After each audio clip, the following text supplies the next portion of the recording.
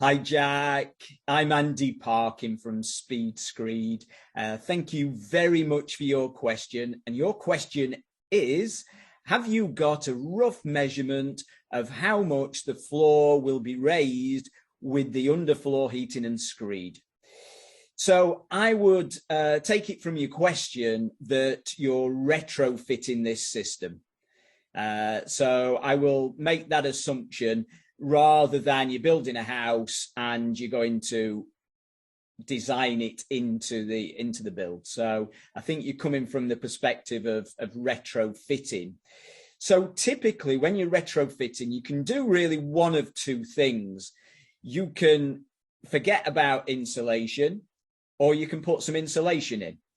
So I think that's going to be the first choice. So are you happy with the fact that you're going to be heating the floor, and is there enough insulation currently?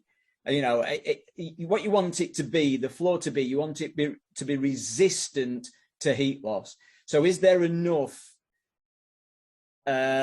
insulation already there or not? Or do you need to put some in? So if we look at, first of all, if you don't need to put some insulation in and you go in for the thinnest possible solution, then I would say typically a low profile system going in at around 20 mil. So that's including the screed and the pipe. So 20 mil all inclusive. And so that's going to be typically on a tray system. So the screed will gain its strength through the tray and through the structural substrate. So you've got, you know, no issues with cracking, etc. with that. So that's going to be really, I think, you know, about the minimum that you're looking at 20 mil.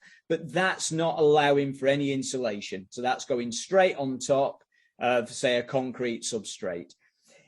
If you want to put some insulation in, then really you're looking at the options are probably twofold.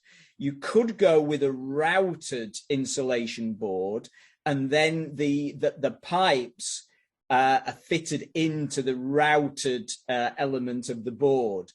So then once you've got that in, then literally you're then covering with your screed. So if you're then covering with the screed, it's just the same rules for insulation. So pretty much the minimum you can get over the top of insulation with most screeds is 35 mil.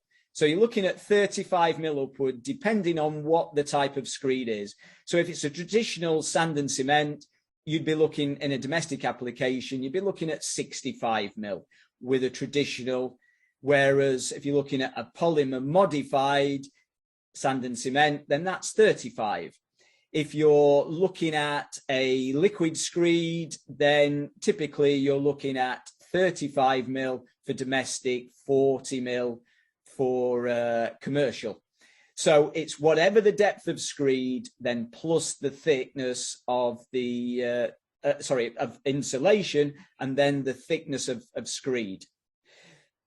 So if you're going to be clipping the pipes to the insulation, then you're looking really the minimum that you can go over the top of the pipes is 20 mil.